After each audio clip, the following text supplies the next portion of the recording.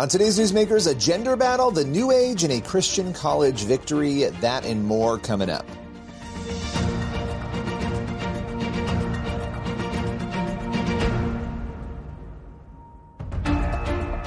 Welcome to Newsmakers, a show where we go behind the headlines each and every week to bring you interviews with your favorite pastors, entertainers, politicians, and other notable news figures. On today's Newsmakers, we're joined first by ex-psychic Jen Niza. She's here to break down the shocking new numbers showing Americans' relationship with horoscopes, tarot cards, and more. Let's welcome Jen to Newsmakers. Well, Jen, once again, we have an interesting report to break down here. There is new research from the Pew Research Center, and they do some really wonderful research. So it's interesting that they dove into astrology, tarot cards, and fortune tellers. And what Pew found was that 30% of Americans, about 3 in 10 Americans, use these things at least one time a year. Again, that's tarot cards, astrology, fortune tellers. As a former psychic medium, what was your reaction to these numbers? Oh, I thought it was horrific, to be quite honest with you, but I can't say that I'm completely surprised. I agree that it's great that there was a study done on this to let us see what's going on. In this article, it went on to say that low percentage doesn't necessarily, you didn't even ask me that, Billy, I'm sorry, but doesn't necessarily believe, and that's a big problem. Many people are going because they think it's entertainment, but I want to argue something as a former psychic. How sure are we that they don't believe a little bit? How do we know that when they go for that reading, it's not like, oh, I wonder what they're going to say or what's going to come out for me in the cards or the astrology chart? Yeah, well, and the other thing, when you're surveying people, it's like when you ask somebody, when's the last time you gave a donation? People will always, and I don't have the numbers in front of me, but they'll always say, oh, it was like last week or last month, because you actually believe that, but really it might have been a year ago that you gave money. When you're answering certain questions, you may think that the researcher will think it's silly if you say you believe, right? So I would bet you're right. I would bet that number on the trust factor is actually higher, which is unfortunate. And, you know, to reiterate what you said, 2 in 10 say that they do it mostly for fun. 1 in 10 Americans said that they engage mostly because they get helpful insights. So people might downplay that and say, oh, well, it's only 1 in 10, you know, people who are saying that. That's a pretty large number of people still, though. I mean, right, that are actually finding helpful insights in this information. I don't know if you want to reflect on that at all. Yeah, on both points that you just made. I mean, number one, whether you believe or not in it and you're just doing it what you believe is for entertainment, you're opening a demonic door, which is so heartbreaking. That's just the truth of it. If you're going to use a tool of divination, you're going outside of God's will and boundaries. It doesn't matter what your reasoning is for it, and then you're inviting that into your life. So that's really heartbreaking.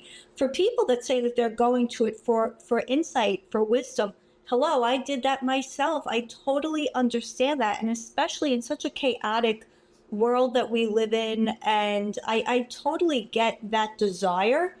Yet that's a desire man has had since sin came about and Satan tempted Eve in the garden, right? We want to know what we aren't supposed to know, except that it's not true. The enemy works in half-truths, right? So, hey, let me give you a little something that already happened in the past. And now I've got you hooked. I will report that to you accurately. Now I've got you hooked, and I'm going to start giving you all my other lies. And the lie is that one of the biggest ones, that you should even be going to psychics and tools of divination for your help, for your wisdom, and for your decision making. It's really upsetting.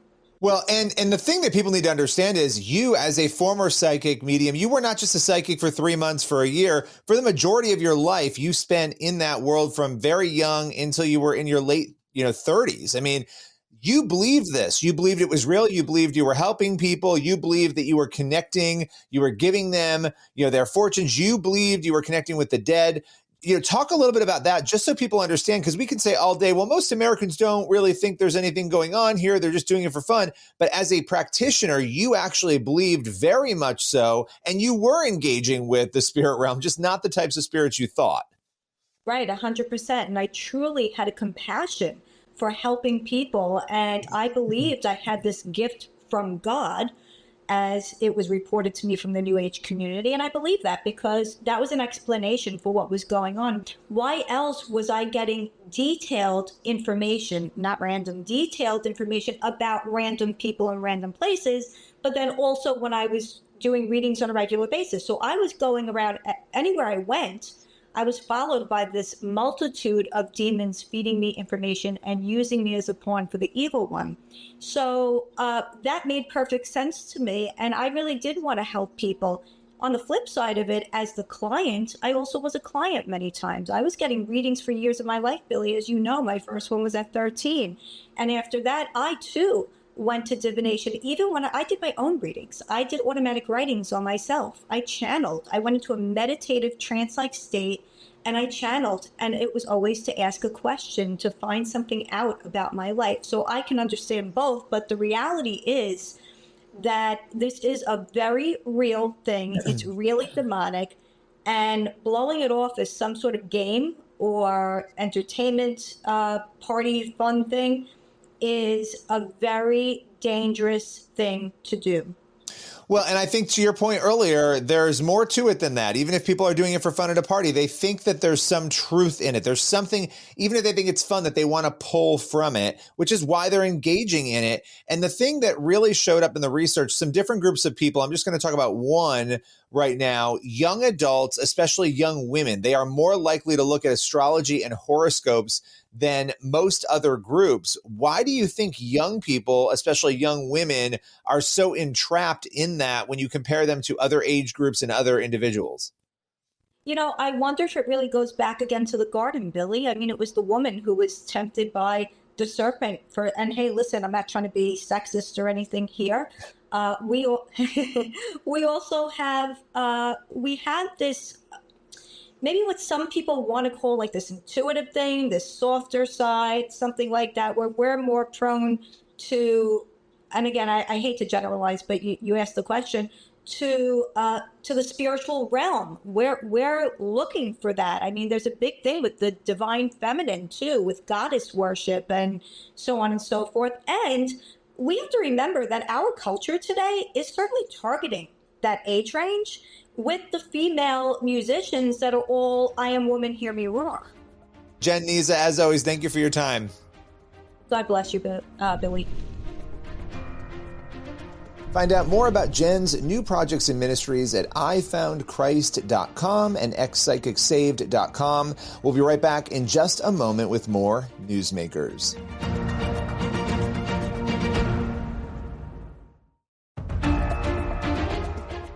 Welcome back to Newsmakers. Next up, Brian Mueller, president of Grand Canyon University, explains his college's recent victory after the Biden administration slapped a historic nearly $38 million fine on the institution.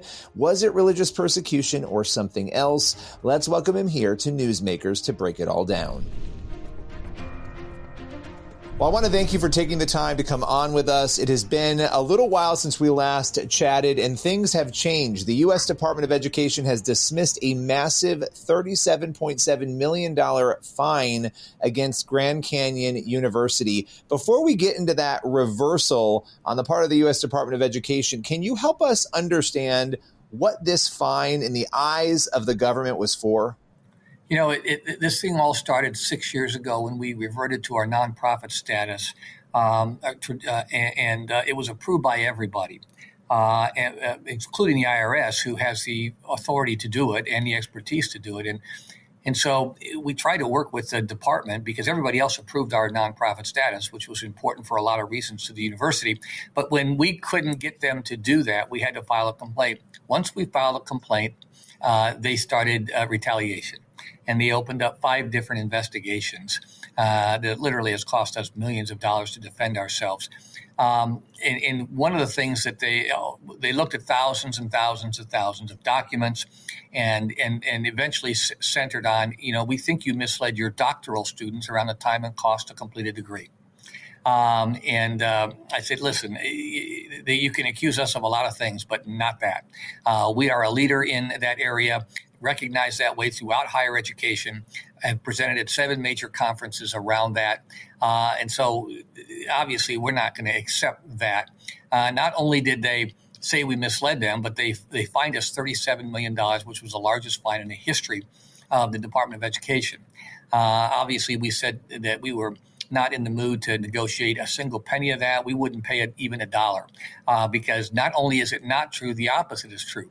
And so eventually, with the new administration, they took a fresh look at that historically huge fine against the largest Christian university in the country, which, by the way, they fined the other large Christian university in the country, Liberty, within weeks of finding us a record amount. And they said there's absolutely no substantial evidence here that Grand Canyon University misled any students.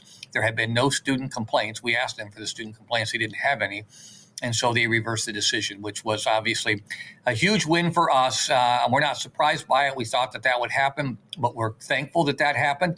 And then we received great news again yesterday and just released this morning that the IRS has done an audit of the university's nonprofit status and determined that their original assessment was correct, and they closed out the audit. And now both of those things have been major wins for the university in the last number of days. So we're grateful for that. Okay, so I have to ask you this, and we've talked about this in the past, but when you look at what went on with GCU in particular, do you feel that this was an attack in some sense or a pushback on the fact that you are a Christian university? Did you feel like there was a faith-based element to this, a political even element to what you have described as a targeting of your university? Absolutely. There is no other substantial reason for the incredible attacks that they've levied.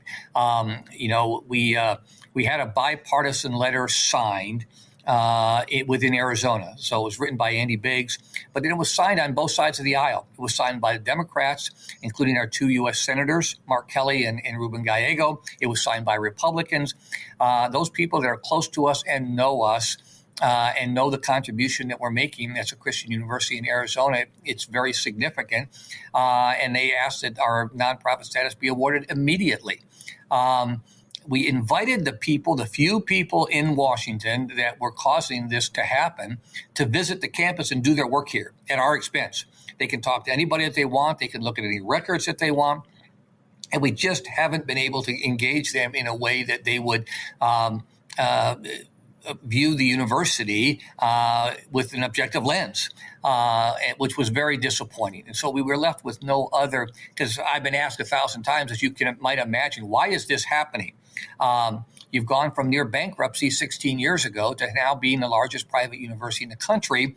And as one who implements the Christian worldview perspective across all colleges and programs and through all of our coursework, we're having a significant impact. And that was not the way those people wanted the future of higher education to go. Now, I know we have to go in a minute here, but I want to ask you this. What advice would you have for others about maybe not backing down? Because you guys refused to pay one penny towards this. You held your ground. What advice would you have for other Christian institutions who might be in similar positions in the future? We so believe in what's happened here and that God has been a part of this. We thought we had a good plan 16 years ago when we came here. The university was on the verge of bankruptcy. There were 900 students on the campus, and all this has happened in 16 years. Did we have a good plan? Maybe, but we could have never predicted it was going to turn out like this. And so we know that God is doing something real here in the furthering of his kingdom. And we weren't going to allow somebody to get in the way of that. We are being used by a God in the furthering of his purposes. And because of that, we just weren't going to let this happen. Fortunately, it has gone our way, and things are getting back to where they should be. And we're looking forward to what God has planned for this place going forward. Well, I so appreciate you taking the time, breaking down this story and giving us an update. Thank you so much. Thank you for your interest. We appreciate it. Good seeing you again. That was certainly a fascinating and important conversation. We will be right back in just a moment with more Newsmakers.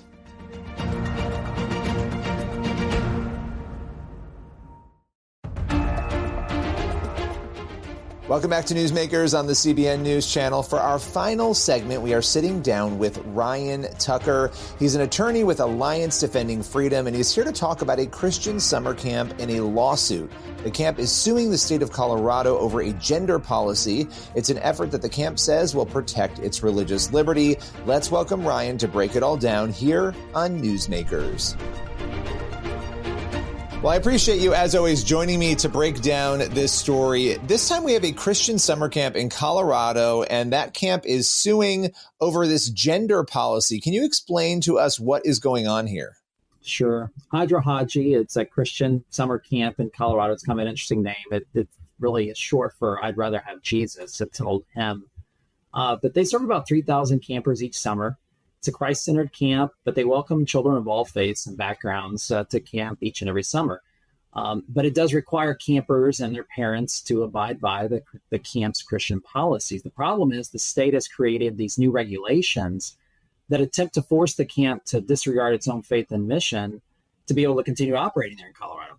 According to the state, the camp is now required to change its policies on these sex-specific facilities. So, for example, boys would be allowed into the girls' private spaces, the shower, the dressing facilities, even sharing a room with boys is now possible if one were to comply with these new guidelines. The camp obviously cannot do that. It requested an exemption. That request was denied, and so we had to bring a lawsuit. Yeah, this is important that we note this because the exemption was requested, and this is important. You said it was denied. Did they give a reason for the denial?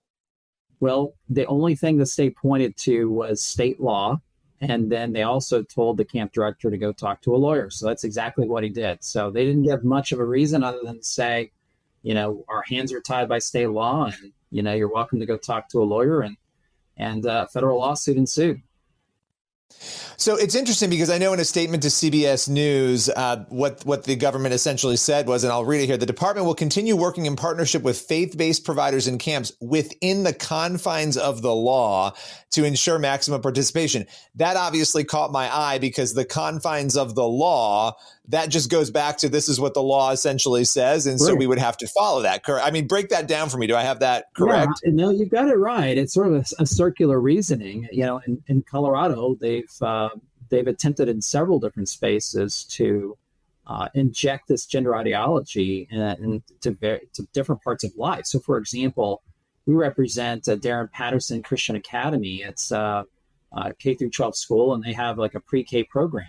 The state of Colorado, is trying to force this same component, the ability for members of one sex to go into the opposite sex if they identify that way. And they have that as a requirement in order to participate in the state's pre-K program. We had to file a federal lawsuit there. That case is still being litigated, but the same principles, the same defendants, in fact, are involved in this lawsuit as well. It's interesting. You filed this lawsuit May 12th. Obviously, Alliance Defending Freedom, you're coming alongside this camp.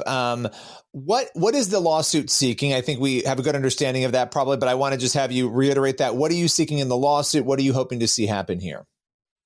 Well, we want to see the regulation be enjoined so that this great Christian camp who's been around for 75 plus years can continue serving the kids there in the state of Colorado.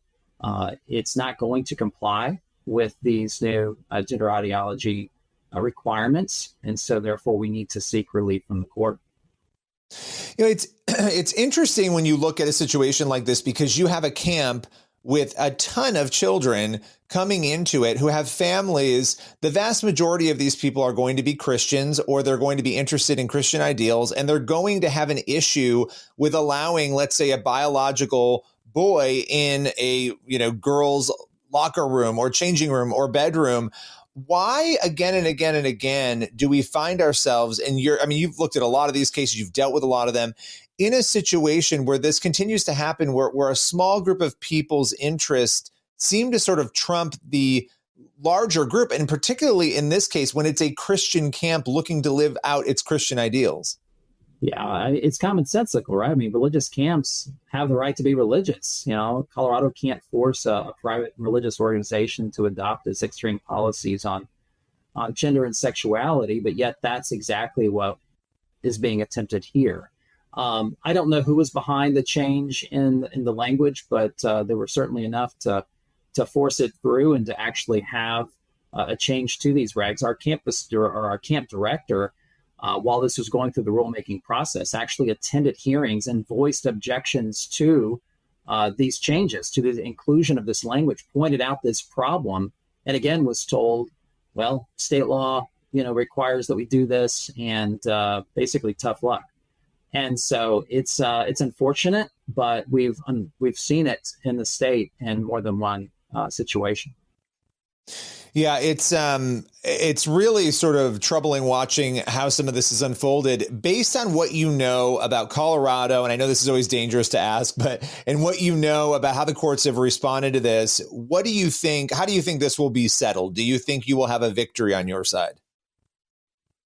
Well, it's really easy for the state right now. They could just simply, say yes to the camp, to this Christian camp and to others perhaps that seek an exemption and allow them to minister to the kids that they've been doing so for decades. Unfortunately, though, again, this is just the latest string in a long list of situations where the Colorado government has sought to force this sort of radical agenda into all aspects of the state. You consider Jack Phillips through Creative, several cases that have gone to the United States Supreme Court. And most recently, we're representing a counselor in a censorship law that would force counselors there in the state to adopt the state's practice of pushing gender ideology on their clients. And so that case is actually going to the U.S. Supreme Court in the fall. But this isn't our first rodeo in Colorado. I wish it, our hope that it's our last. But if history is an indication, Colorado has not gotten the message yet.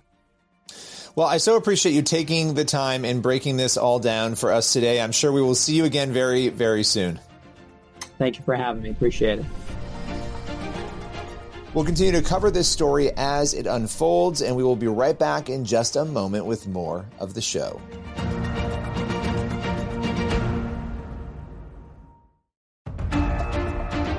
That's all for today's Newsmakers. Thank you for watching, and be sure to head on over to the CBN News YouTube channel. That's where you'll find the full interviews you saw on today's episode. As for this show, we will see you again next week.